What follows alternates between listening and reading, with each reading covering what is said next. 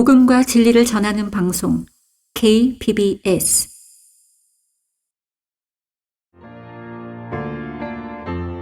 신실한 하나님의 종들의 설교 강단의 거성. 그리스도인이면 세상의 법 위에 최종적으로 지켜야 할 그리스도의 법이 있습니다. 그리스도의 법을 이루라. 성경집 예교의 박승영 목사가 전합니다. 본문은 갈라디아서 6장 1절에서 5절입니다. 그리스도의 법을 이루라, 그리스도의 법을 이루라 라는 제목으로 설교하겠습니다. 그리스도의 법은 사랑의 법이죠. 그리스도의 법은 모세의 율법보다 더 우월합니다. 왜냐하면 모세의 율법은 행위의 법이죠. 계속 행하지 않는 자는 누구나 저주를 받는다고 말씀합니다. 하지만 그리스도의 법은 사랑의 법으로서 그리스도께서 친히 우리를 대신해서 저주가 되어주셨어요. 모세의 율법은 그것을 안 하면 저주를 선포하지만 주님은 우리를 대신해서 저주가 되신 거예요. 그러면서 풍성한 은혜와 사랑을 우리 마음속에 부어주셨습니다. 또한 그리스도의 법은 하나님의 법을 훨씬 더 능가합니다. 하나님의 법 역시나 행위의 법입니다. 율법, 계명, 규례, 명령, 어떤 명문화된 법률 체계와 조항들을 내세우면서 죄의 삭슨 사망이라 이걸 선고하죠. 하지만 그리스도의 법은 사랑의 법으로서 그리스도께서 십자가에서 그분의 피로 우리의 모든 죄를 제거하셔서 구원과 영원한 생명을 선포하고 있습니다. 그리스도의 법은 죄인인 우리에게 자유와 해방을 선포했어요. 그것은 우리에게 자유의 온전한 법이 되었고 죄의 노예에서, 죽음의 노예에서, 사탄의 노예에서 우리를 해방시켜준 일종의 양해각서여 노예 해방 선언문입니다. 이렇듯 사랑의 법인 그리스도의 법에 의해서 자유를 얻은 그리스도인들에게는 그 법에 따른 명령 하나가 주어집니다. 서로 사랑하라.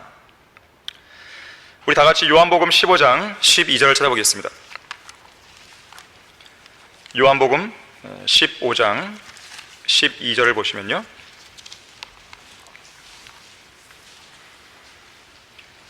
이것이 바로 그리스도의 법이에요. 나의 계명은 이것이니 내가 너희를 사랑하는 것 같이 너희도 서로 사랑하라는 것이라. 서로 사랑하라. 이거는 선택사항이 아닙니다. 의무예요. 강제적인 명령입니다. 특히 사랑을 실천하되 친구들을 위해서 자기 생명을 내어놓는 위대한 사랑으로 사랑하라고 말합니다. 거기 이어지는 13절, 14절 보십시오. 사람이 친구들을 위하여 자기 생명을 내어놓는 것보다 더 위대한 사랑은 없나니 내가 명령한 대로 너희가 행하면 너희는 나의 친구들이라. 우리가 서로 사랑하라는 명령에 순종하면 그리스도의 친구들이 된다는 것이죠.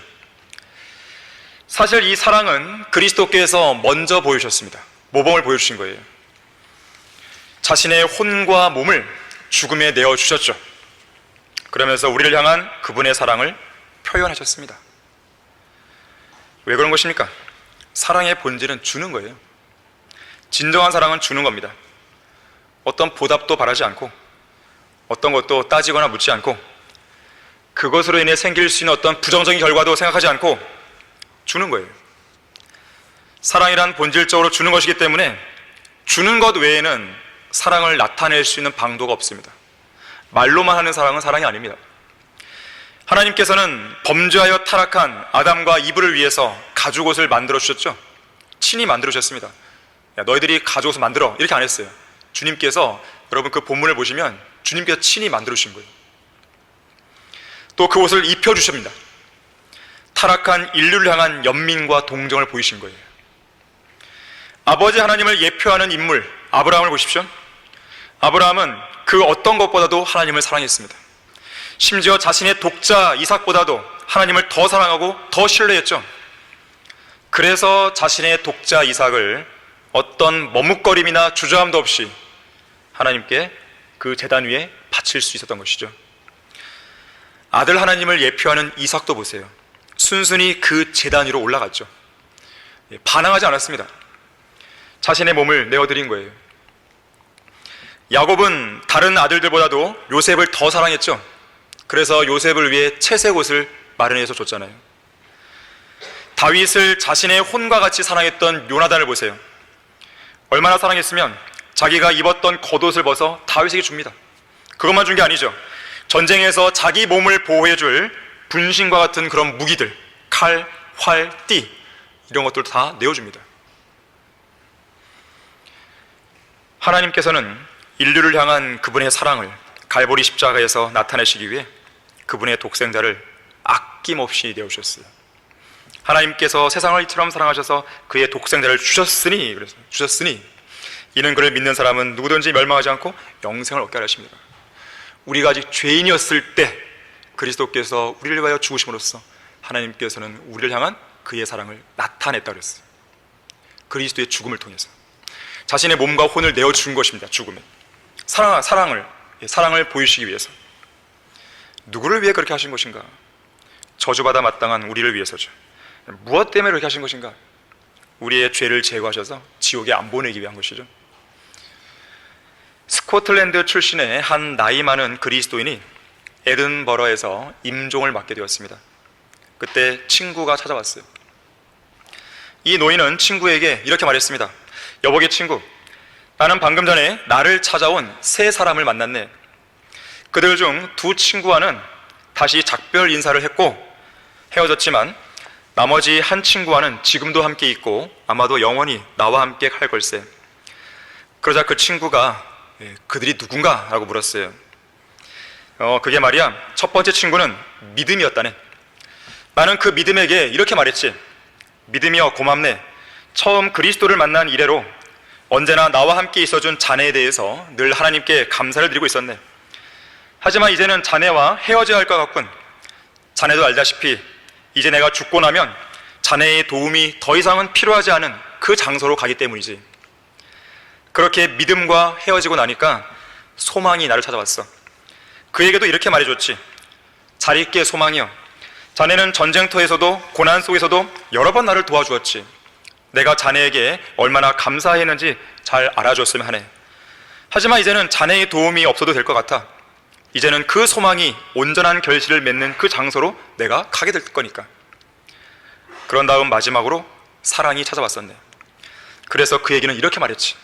사랑이여, 어서 오게나. 방금 전에 아쉽긴 해도 믿음과 소망과 작별 인사를 나눴어. 자네 역시 믿음과 소망만큼이나 나에게는 좋은 벗이었지. 자네는 나와 하나님을 하나로 맺어주었고 또 나와 교회 안의 지체들을 하나로 묶어주었지. 어디 그뿐인가? 내 순례 여정을 아주 평안하고 기쁨이 넘치게 해준 장본인이 자네이지 않은가? 그런데 믿음과 소망처럼 자네를 뒤에 남겨두고 갈 수는 없네. 왜냐고? 자네는 나와 함께 저 셋째 하늘 문을 지나 하나님의 도성에 함께 들어가야 할 테니 말일세. 자네도 성경을 읽어보지 않았나? 사랑은 결코 시들지 아니하나. 이제 믿음과 소망, 사랑 이 세 가지가 있으나 이 중에서 가장 위대한 것은 사랑이니라. 우리 함께 저 영원에서 영원토록 같이 있게나. 자, 사랑은 결코 시들지 않습니다. 찰스 스펄전도 말했죠. 하나님의 사랑은 당신의 늙은 나이에도 닳아 없어지지 않을 만큼 길고 당신이 계속해서 환난과 고난에 처해도 고갈되지 않을 만큼 길며 당신이 당하는 계속적인 시험에도 결코 소진되지 않을 만큼 지속된다라고 말했어요. 그리스도의 법을 통해 이룩된 하나님의 사랑은 영원토록 빛을 잃지 않습니다. 이 땅에 천년왕국이 수립되어서 천년의 시간이 흘러가도 시들지 않죠. 하늘들과 땅이 모두 불타 없어지고 사라져도 여전히 남아있죠. 심지어 저 영원에서도 영원토록 지속됩니다. 하나님의 사랑에는 유통기한이 없습니다. 왜 그런 것입니까? 하나님이 영원하시다고 그랬습니다. 성경은 하나님은 사랑이시잖아요. 사랑이 왜 영원한가? 영원하신 하나님이 사랑이기 때문에 그렇습니다. 그래서 우리는 이 땅에서 그리스도의 법을 이루며 살아야 돼요. 사랑의 법을 실천해야 됩니다. 자, 그리스도의 법을 이루려면 어떻게 됩니까? 첫 번째로 자신의 일을 먼저 살펴야 돼요. 자기 일을 살펴야 됩니다. 오늘 본문 4절에서 각 사람은 자신의 일을 살피라고 그랬습니다.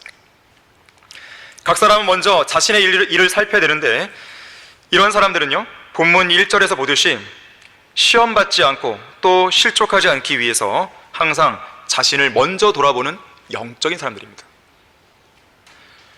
자기 안에 하나님을 불쾌하게 드리고 분노하게 만드는 그런 일은 없는지, 교회 내에 형제 자매들 앞에 거치는 것이나 방해물을 놓지는 않았는지, 자신의 생활 속에 구령의 열매와 성령의 열매가 풍성히 맺히고 있는지, 자기가 정말로 하나님을 첫째로 사랑하는지, 지체들을 진심으로 사랑하면서 그들을 위해 정말로 간절히 기도하고 있는지, 자신의 믿음과 지식이 잘 성장하고 있는지, 지체들의 연약한 마음과 양심에 상처를 주고 있지는 않은지, 자신의 말과 행동 중에서 시기와 다툼과 분열을 획책하고 있는 요소는 없는지 자기 자신을 먼저 돌아봐야 됩니다.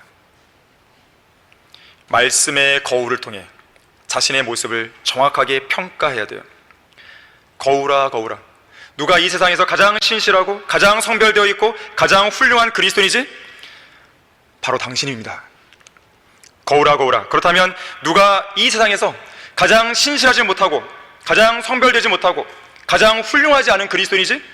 그래서 가장 훌륭한 내가 누구를 책망해야 되고 누구를 바로잡아주고 누구 위에 올라서서 이끌어줘야 되지? 당신 바로 옆에 있는 지체들입니다. 교회 안에 당신보다 더 나은 그리스도인은 없습니다. 그러한 거울은 당장 깨버려야 돼요.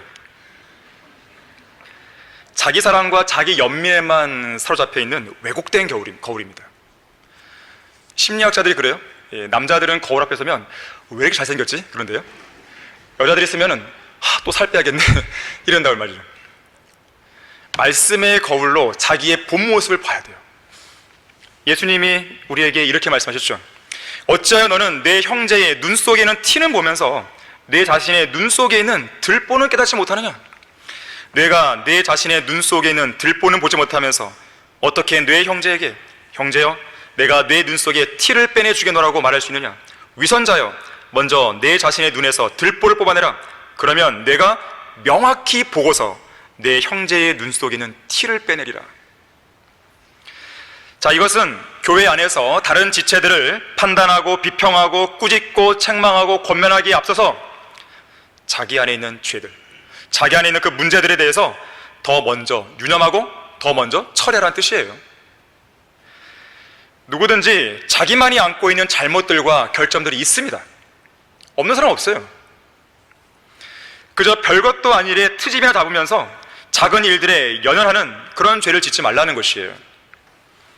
자기 눈 안에 커다란 들보가 있다는 것은 깨닫지 못한 채 다른 형제들의 눈 속에 있는 조그마한 티를 빼내겠다고 그렇게 나서는 그러한 사람들은, 그런 경솔하고 위선적인 행동은 초림 당시에 바리새인들이 자주 했던 것이에요.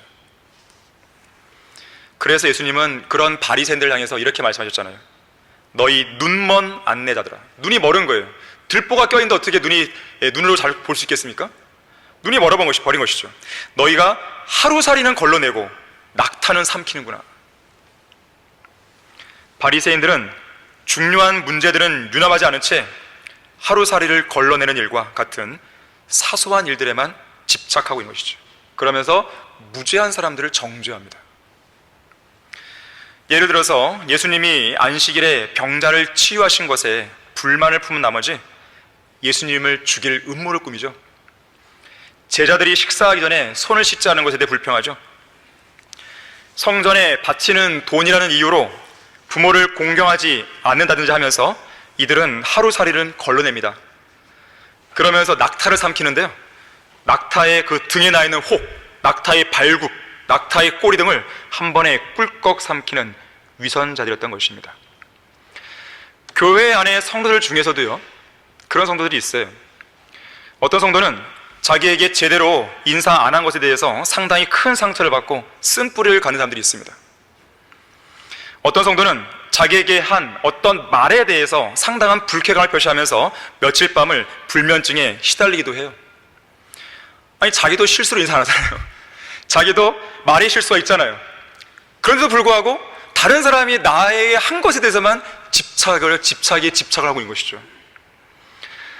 또 어떤 사람은 용어 문제 하나 때문에요, 집착을 합니다. 우리가 그 강화의 한글 킹제임스 성경 전시관을 한다고 하니까 어떤 사람은 이송호 목사 기념관을 받게 된다, 한글 킹제임스 성경 기념관이 된다, 기념관을 계속 고집하는 사람이 있습니다. 쓸데없는 집착이죠. 쓸데없는 집착이죠. 교회가 결정했으면 따라야 되는 것이죠.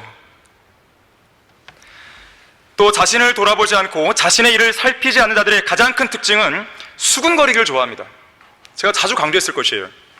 수군거리는 것은요, 바리새인들을 비롯한 이스라엘 군중들의 특징이었어요. 주님이 경고하셨죠. 수군거리지 말라. 로마서 1장 29절에 보게 되면 수군거리는 것은 죄입니다. 죄의 목록 중에 하나예요. 수군거리는 말들을 다른 누군가에게 퍼나르는 일을 누가 하는지 아십니까? 마귀들이 합니다. 수군거리는 사람들은 마귀의 종의 역할을 하고 있는 거예요, 지금요. 잠언 16장 28절에서 마음이 비뚤어진 사람은 다툼을 심고 수군거리는 자들은 친한 벗들을 갈라놓는다 그랬어요. 굳이 그렇게 해야 될까요?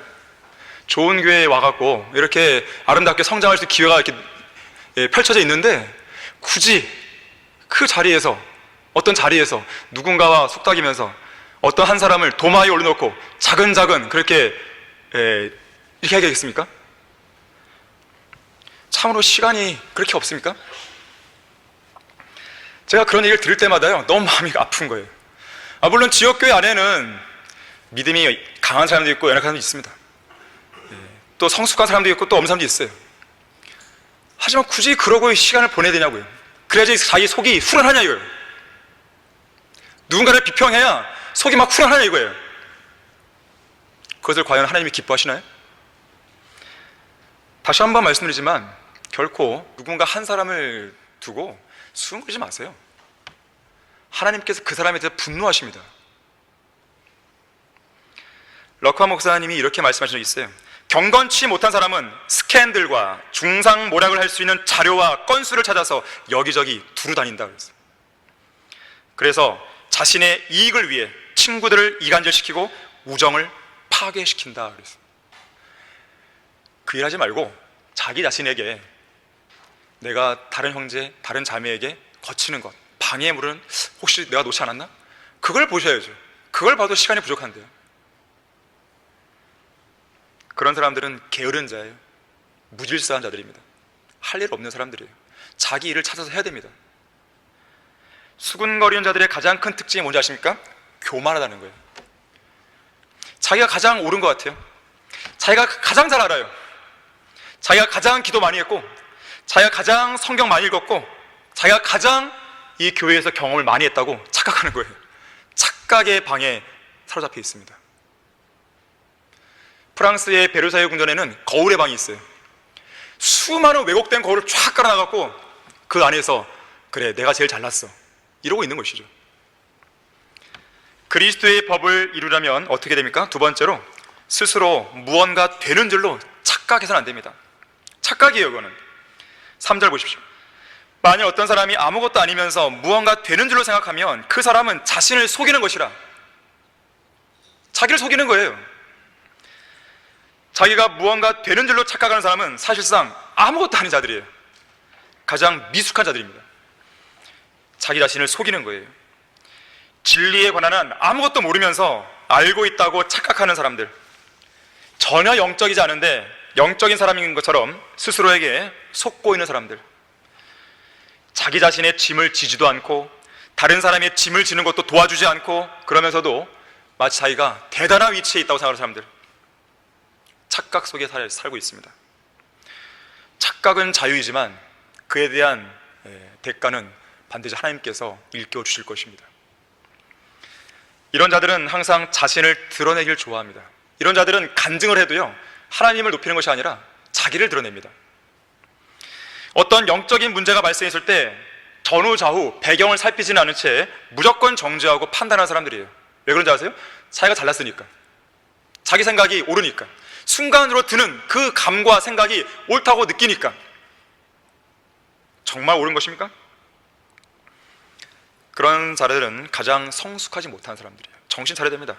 그 사람들은 교회 안에 유익을 주는 게 아니라 나쁜 영향을 미치는 거예요. 성경은 어떤 특권 계급을 구분하는 니콜라파를 경고하고 있습니다. 여러분은 거들먹거리는 사람이 되어서는 안 돼요. 상대방을 존중하지 않고 상대방을 아래로 내려보는 그런 사람이 되어서는 안 됩니다. 이 자리에 서 있는 저를 포함해서 이 자리에 앉아있는 우리 모두는 다 영적인 제사장들입니다. 교회의 운영과 교회의 사역과 교회의 영적 전쟁을 효과적으로 수행하도록 하기 위해서 하나님께서 목사의 직분을 저에게 주신 것이고, 그와 더불어 영적인 권위를 저에게 주셨을 뿐이에요. 자, 그렇다고 해서 제가 그 직분과 물리적인 권위를 앞세워서 생색을 낸다든지 성도들의 복종을 강요하지 않습니다. 특권의식에 사로잡혀 있지도 않아요. 성경이 정해준 범위 내에서 저는 그 직분과 권위를 활용할 뿐이고요, 여러분 역시 저를 대할 때 성경적인 원칙 하에서 대하면 됩니다. 막 너무 잘할 필요도 없고, 그렇다고 너무 막 무시할 필요도 없고, 성경적인 권위, 성경적인 그 진리 안에서 그냥 하시면 돼요, 편안하게. 그럼에도 불구하고 간혹 특권 의식을 내세우면서 대우를 받고 싶어하는 성도들을 간혹 보거나 듣게 돼요. 예를 들면 이런 거예요. 내가 말이죠, 목사님과 친해요. 내가 말이죠, 교회 사모님과 말이 잘 통해요. 여러분은 하나님 앞에 서 있는 한 명의 성도요, 그리스도인일 뿐 저와의 관계를 그런 식으로 써보면 안 됩니다. 심지어 어떤 경우는요, 사모님은 목사님과 동급이니까 잘 대우해야 돼요. 잠시 속된 말을 빌리자면 어린 반푼 수 없는 소리죠. 성경 어디에 있어요, 그게? 성경 어디에 목사와 사모가 동급이라고 하던가요? 도대체 그런 말을 한 사람이 이 교회를 오래 다녔다고 제가 알았을 때 정말 한심했습니다. 도대체 30년 동안 뭘 배운 걸까요? 이송호 목사님이 그렇게 가르쳤나요? 이걸 계속? 목사님 막 특권을 내세웠나요? 다 같이 고린도후서 10장 12절 보겠습니다. 고린도후서 10장 12절 보십시오.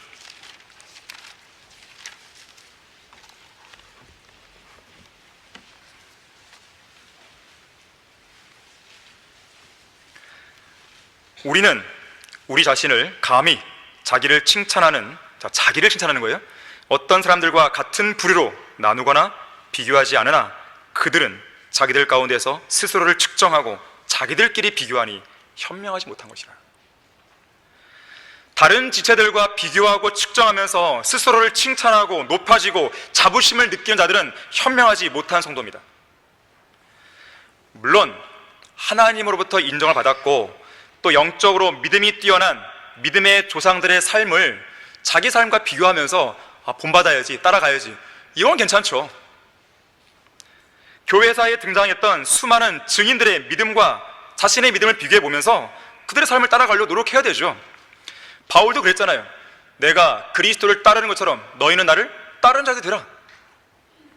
하지만 자기보다 못한 열등한 성도와 비교하는 가운데 그래도 나는 저 성도보다는 낫지, 이렇게 생각하면서 자기 자신을 정당화하거나 우월감과 자부심에 빠져서는 안 됩니다. 그런 식으로 스스로를 칭찬하는 것은 어리석은 짓이에요. 칭찬은 스스로 한다고 해서 인정받는 게 아니에요. 주님께서 칭찬하실 때 진정한 인정을 받을 수 있는 것입니다. 저는 이런 문제와 연관해서 늘 떠오르는 사람이 베드로와 요한이에요. 제가 이제 신학교 강의 시간 자주 얘기했는데 잠깐 보겠습니다. 요한복음 21장 보십시오.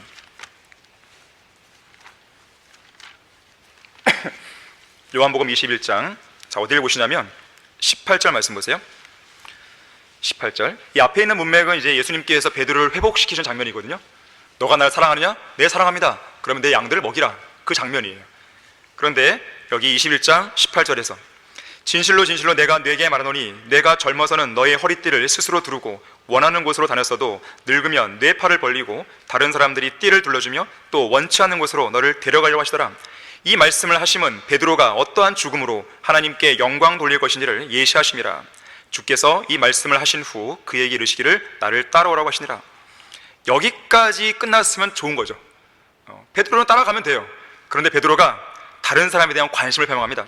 그때 베드로가 돌아보니 예수께서 사랑하시던 제자 요한이죠.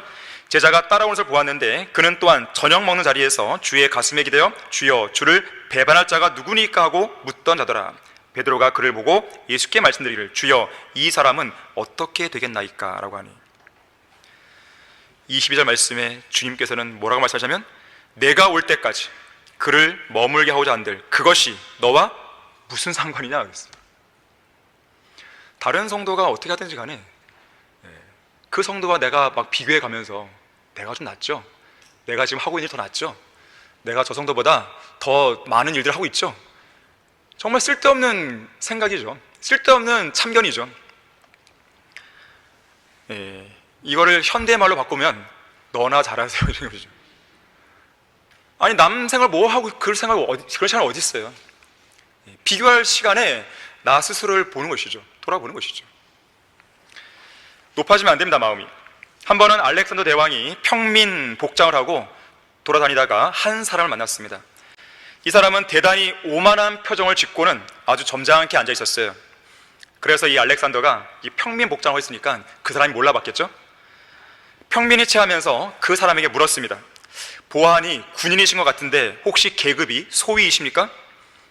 그러자 이 사람은 매우 불쾌한 듯 손가락을 이제 위로 딱 가리키면서 좀 더 올려 이렇게 하는. 중위이십니까? 아니 좀 더. 그러면 중령이십니까? 아니 좀 더. 대령이십니까? 어허 좀 더. 그러면 소장이신가요? 좀 더. 그러면 중장이시군요. 그제야 만족한 듯 이 오만한 군인은 어깨를 으싹거리면서 그래 내가 중장이야 중장. 근데 이번에는요 그 중장이 평민 복장을 하고 있는 알렉산더를 위아래로 훑어보면서 물어봤습니다. 당신도 보아하니 군인인 것 같은데 소위인가? 그래서 알렉산더는 아까 중장이 했던 것과 똑같은 방식으로 좀 더 그렇게 해서요 소위에서 소장까지 물었는데 또 좀 더가 나왔어요. 중장이 겁이 나기 시작했습니다. 그러면서 기어 들어간다는 목소리로 그러면 중장입니까? 어허 좀 더. 얼굴이 새파랗게 질렸습니다. 더 이상 묻지 않을 수 없잖아요. 그러면 대장님이시군요. 어허 좀 더. 그랬더니 이 사람이 몸을 부르떨면서요 바짝 엎드려갖고 살려주십시오 폐하. 자, 만왕의 왕이신 예수 그리스도 앞에서 누가 감히 특권의식을 가지셨단 말이에요. 성도들 간에 서로를 비교하면서 우월의식과 특권의식을 갖는 것 도토리 키재기죠.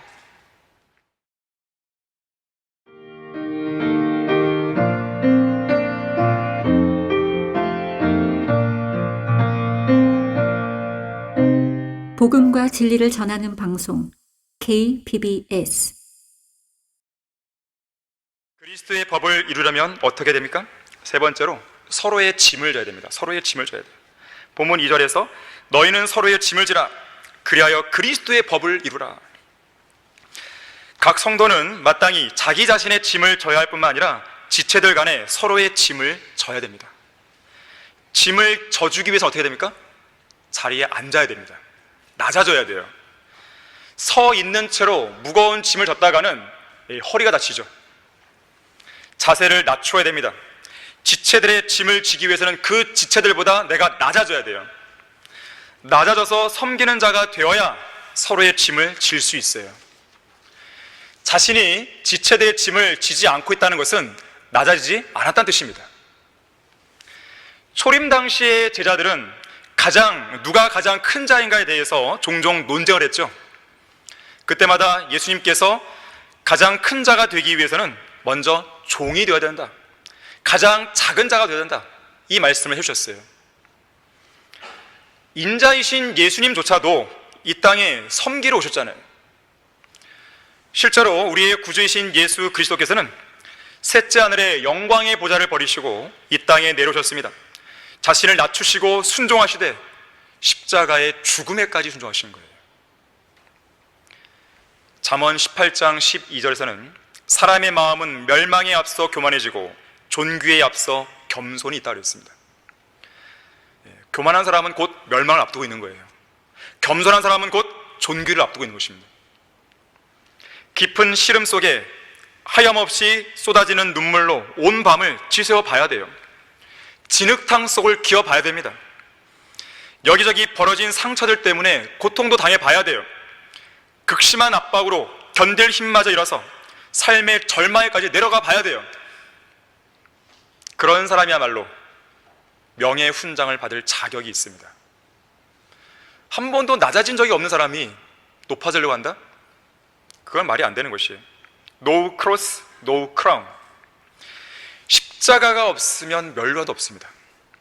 주님을 위해서 내가 받는 고난이 없다면 천녀왕국에서 통치할 생각을 하지 마셔야 돼요. 김칫국부터 마시지 말라 그러죠? 바로 거기에 적용되는 것입니다. 자신은 주님을 위해서 한 번도 헌신한 적도 없고 주님을 위해서 자기 자신을 포기한 적도 없는데 천녀왕국에서 유업을 바라고 있다. 그거는 김칫국부터 마시는 거예요. 밑바닥에서 기는 법을 배우지 못한 사람은 결단코 높이 올라갈 수 없습니다. 저는 그런 사람들 인정하지 않아요. 하나님의 사역에 있어서도 어떤 일을 시키는 데 있어서도 뭔가 밑에서 정말 겸손히 낮아진 상태에서 그렇게 헌신한 성도들을 제가 뭔가 대우를 해주죠. 그런 동역자들 대우해 주죠. 그렇지 않은 사람들은 아니에요. 제가 배운 것이 이소호 목사님한테 그렇게 배웠는데 제가 어떻게 달리 할 수 있겠어요? 그냥 그 사람이 과거에 어떤 이름 있는 그것이 있다고 해서 그냥 막 인정해 준다? 그런 거 없습니다. 겸손할 줄 알아야 됩니다. 우리 이 교회 사역에서 사역을 하다가 떨어져 나간 사람들 대부분은요, 교만한 사람들이었습니다. 거들먹거리는 사람이었습니다. 겸손할 줄 몰라요. 다른 동역자와 비교하면서요, 비교 우위 속에서 우쭐대는 사람들이었습니다. 하나님께서 싫어하시죠. 그냥 다 내보내시는 겁니다. 겸손은 지역교회 안에서 일어나는 모든 문제들에 대한 치료약이에요.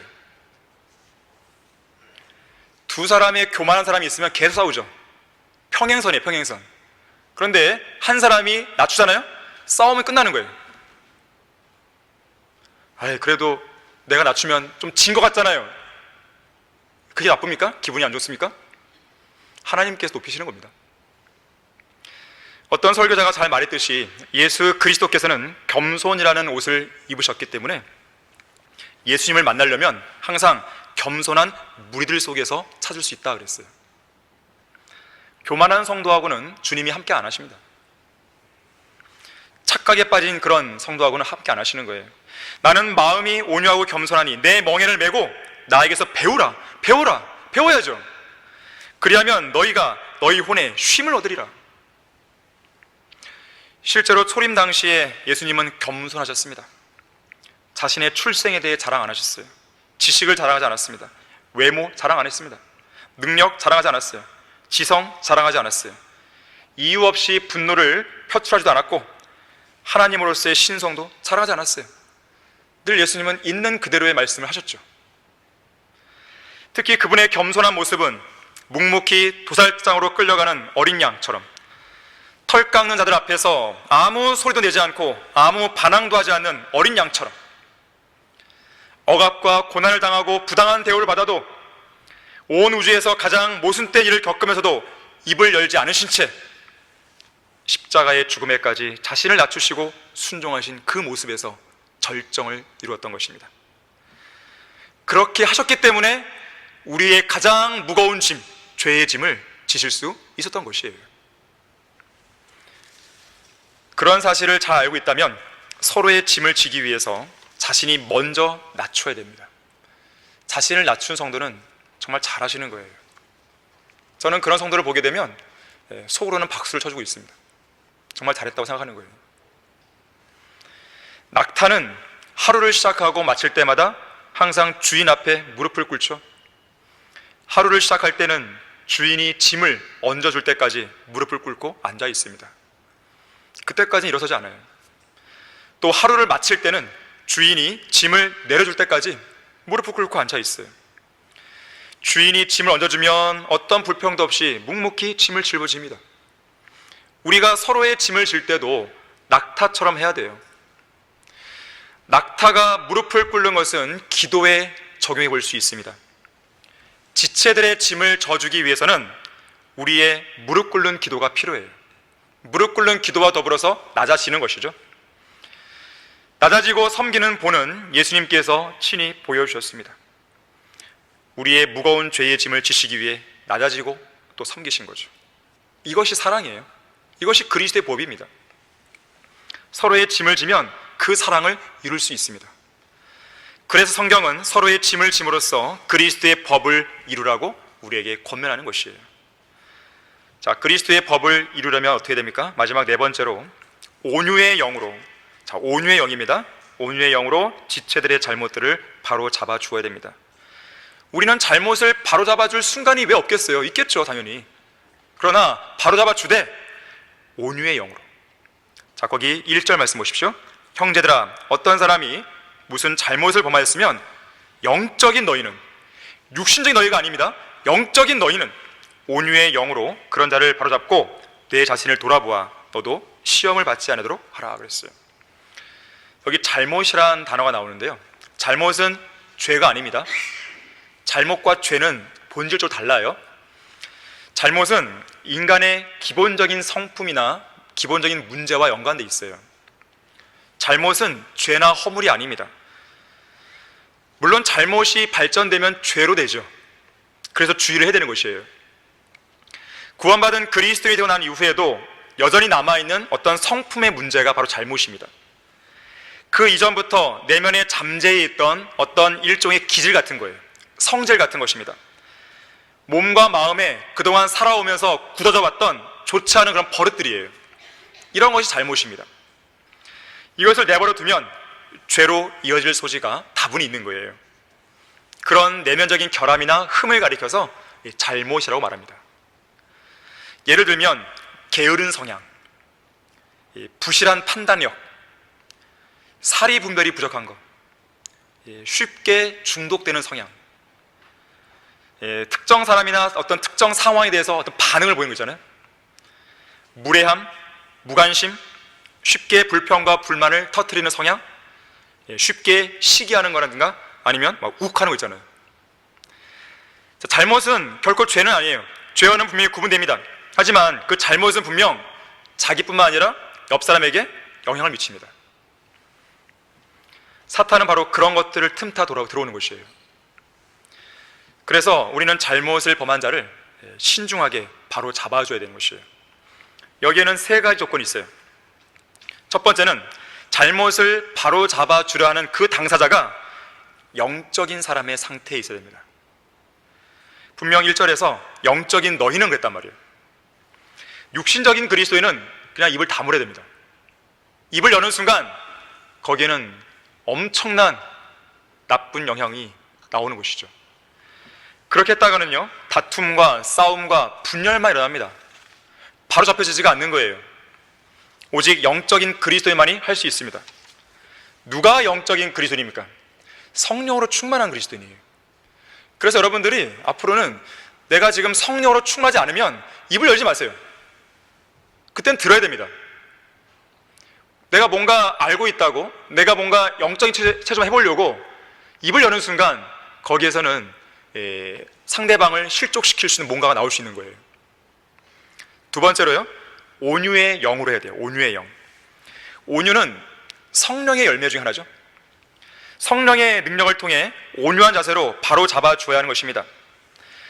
온유의 영으로 단장된 성도는 쉽게 속상해하지 않습니다. 웬만한 외부적인 영향 때문에 마음이 쉽게 흔들리지 않아요. 또 온유의 영을 가진 사람은 자기 입을 스스로 다스릴 줄 압니다. 무엇인가 속에 막 말하고 싶잖아요. 막 이렇게 올라오잖아요. 그거를 누르는 것이죠. 안 돼! 라고. 온유의 영이 있으면 그게 가능합니다. 온유의 영이 없으면 뭔가 말을 해야 돼요. 그래야 속 시원하니까. 그리고 또 후회를 하는 것이죠. 그런 사람은 언제 폭발할지 모르는 시한폭탄 같아요. 온유의 영을 갖지 못한 사람은 성도들 교제 안에서 시한폭탄 하나를 들고 있는 거예요. 결국 그런 사람은 실족시키는 것이죠, 누군가를. 세 번째, 사탄 역시 이런 기회들을 놓치지 않으려 하기 때문에 신중하게 기도하면서 성경적으로 그 사람을 바로 잡아줘야 됩니다. 누군가를 책망하고 바로 잡아주는 것은 쉬운 일이 아닙니다. 내가 설령 영적인 상태에 있다 하더라도 그건 쉬운 일이 아니에요. 왜냐하면 마귀가 거기서 주시하고 그러거든요.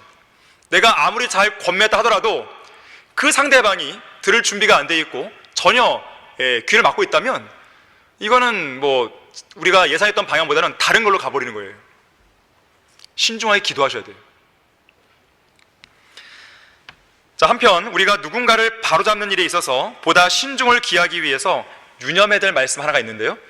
자, 로마서 14장 4절 보겠습니다.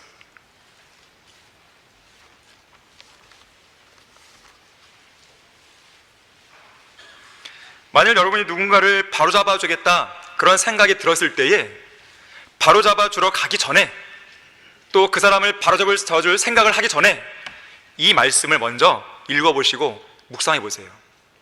그러면 정말 내가 가야 되는 것이 맞는지 아니면 안 가도 되는지 딱 결론이 나는 것이죠. 남의 종을 판단하는 너는 누구냐? 그가 서거나 넘어지는 것이 자기 주인에게 있느니라. 실로 그가 서게 되리라. 이는 하나님께서 그를 서게 하실 수 있기 때문이라. 그 성도 안에도 성령께서 계시잖아요.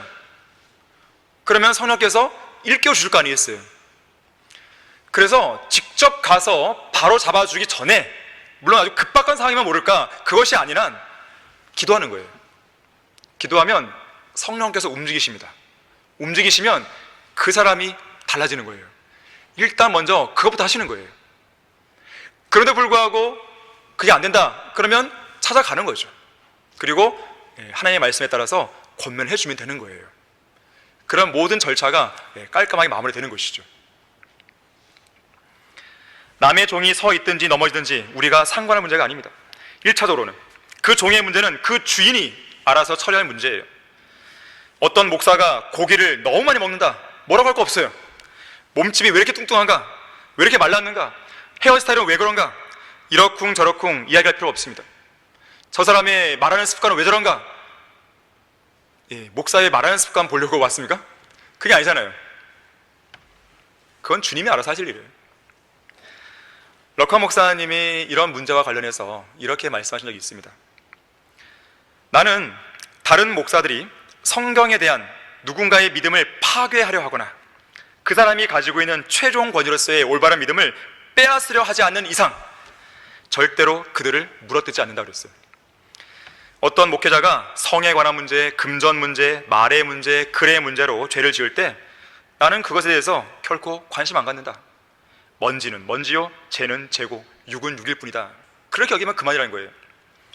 나를 화나게 하고 나를 분노케 하는 것은 나를 예수 그리스도께로 인도하고 내게 옷을 입혀주었고 나를 위해 음식을 주고 은행에 돈을 공급해주고 나의 혼을 새 예루살렘으로 인도하는 그 복된 성경을 파괴시키려 하고 그 복된 성경 위에 올라앉아서 심판하는 그 사람을 볼 때다 그랬어요. 그건 못 견디는 것이죠. 내 평생의 사역 기간 중에 만났던 사람들의 사생활이나 은밀한 죄들에 관해서는 단 한 페이지의 종이도 나는 낭비하지 않았다.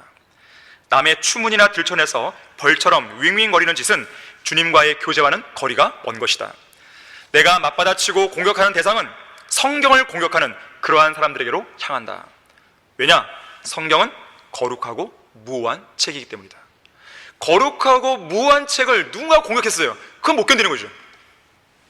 하지만 사람들은 다 실수가 있잖아요. 약점이 있잖아요. 그걸 막 들춰내갖고 이러쿵 저러쿵 왜 그러냐 저러냐, 그 시간에 자기 자신의 결점을 돌아보라는 거예요. 결론을 맺겠습니다. 교회 안에는 모두 믿음이 성숙한 사람만 있는 게 아닙니다. 시간이 오래되었다고 해서 성숙한 게 아니에요. 그건 착각이에요. 그리스도인이 되었다고 해서 하루아침에 완전히 뒤바뀌어갖고 늘 천사 같은 모습을 하고 다닌다? 그런 사람은 없어요. 어쩌면 이제 갓 구원받은 그리스도인들에게는 기존에 구원받은 성도들과 악수를 나누면서 인사할 때 나는 지금 천사들과 악수하고 있는 거야, 이런 생각을 갈지 모르겠어요. 여러분, 성경대로 믿는 교회라는 것은요, 죄가 없다 그런 말이 아니에요. 우리가 완벽한 교회는 없는가 책 썼잖아요. 이성 목사님께서 죄 없는 교회인가 보다. 누가 그런 말 썼어요? 성경대로 믿고 실행하는 거예요. 죄를 지었으면 어떻게 해요? 자백하잖아요. 그게 성경대로죠. 물론 맨날 죄 짓고 이상한 일만 하고 그런 건 아니죠, 당연히. 자, 완벽한 교회라고 하는 것은 죄가 없는 교회, 그게 아니에요. 육신적인 그리스도인이 한 명도 없는 교회, 그런 게 아니에요. 자, 그런 게 있지만 그런 것에 따라서 성경적으로 대처하는 거예요. 자, 천사들과 악수하고 느낌? 그게 아니에요. 그것이 착각이었다는 사실을 아는 데는 한 달도 채 안 걸립니다. 저 사람이 원래 그런 사람이었구나, 금방 깨닫는 것이죠. 자, 우리가 구원받았을 때 영이 거듭나고 혼이 구원받았지만 여전히 우리의 몸은 구속받지 못했어요. 이걸 항상 기억하셔야 돼요. 사도 바울도 나는 비참한 사람이로다. 누가 이 사망의 몸에서 나를 구해낼 것인가 그랬어요. 사도 바울도 그렇게 얘기했는데 여기 있는 사람들 중에 누가 그런 고백을 안 하겠어요? 다 마찬가지죠. 러크만 목사님이 구원받은 지 6개월이 되었을 무렵에 아직은 영적으로 어린 아기였잖아요. 그때 글렌 슌크라고 하는 아주 신실한 믿음을 가진 성숙한 형제가 다가와서 이렇게 권면했다고 그래요. 러크만 형제, 자네가 일생 동안 그리스도인의 삶을 살아가는 데 있어서 자네를 가장 방해하고 가장 괴롭힐 사람은 바로 옆에 있는 그리스도인일세. 그리고 자네가 하나님께 가까이 가면 갈수록 마귀도 자네에게 더 가까이 다가오고 있다는 사실을 꼭 기억해야 하네 그랬어요. 두말할 것도 없는 진리입니다. 한 번은 어떤 영국인 그리스도인이 자신의 교회에 출석하라고 요구하는 목사의 초청에 대해서 이렇게 대꾸했다고 그래요. 초청은 감사하지만 저는 목사님의 교회에 기쁜 마음으로 갈 수 없습니다. 목사님의 교회에는 위선자가 너무 많은 것 같아요. 그러자 이 목사가 이 사람에게 이렇게 말했어요. 아, 그렇습니까? 그래도 괜찮습니다. 어차피 위선자 1명 정도는 더 수용할 수 있는 자리가 있거든요. 여러분, 구원 받았다고 해서요 뭐 대단하게 뭐가 된 게 아니에요. 우리에게 대단한 것은 지금 죽어도 하늘나라 갈 수 있다는 것이죠. 지옥 안 간다는 것이죠. 하나님의 보호를 받는다는 것이죠. 내가 하루아침에 죄를 안 짓는 그런 사람이 됐나요? 그건 아니란 말이에요. 새로운 피조물은 그런 의미가 아니에요. 우리 안에 속사람이 생겨났다는 뜻이에요. 우리는 어떤 사람을 보고 교회 나오는 게 아닙니다. 어떤 사람이 있기 때문에 내가 저 사람 때문에 교회 나온다, 그런 거 없어요. 그럼 그 사람이 실족하면 같이 실족해버립니다. 그러면 여러분이 왜 이 교회에 다니는지, 내가 왜 한글 킹잼스를 믿고 섬기는지 스스로 답을 가지고 있으셔야 돼요. 그것만 있으면 실족하지 않습니다. 옆에 사람들이 어떻게 되든 간에. 야고보서 2장 8절에서는 너희가 정령 성경대로 내 이웃을 내 자신과 같이 사랑하라는 왕의 법을 지키면 잘하는 것이라고 그랬어요. 왕의 법은 최상의 법이죠. 그 법은 사랑의 법입니다. 내 이웃을 내 자신과 같이 사랑하라는 이 내용을 주요 골자로 하고 있어요. 온 율법이 한마디 말, 즉 이 말로 이루어졌으니 내 이웃을 내 자신과 같이 사랑하라는 것이라. 자, 마지막으로요, 에베소서 5장 2절 한번 보겠습니다. 에베소서 5장 2절을 보겠습니다.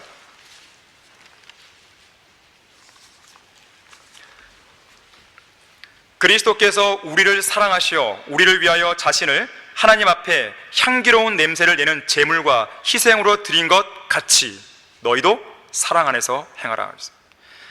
예수 그리스도의 십자가의 보혈을 통해서 이룩된 사랑의 법을 따라 그리스도의 법을 온전히 이루고 실천하는 아름다운 성도가 되길 바라면서 설교를 마치겠습니다.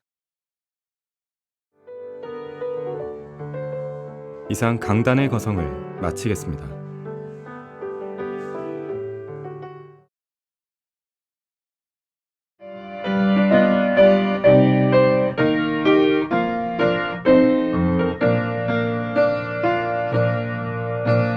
복음과 진리를 전하는 방송 KBS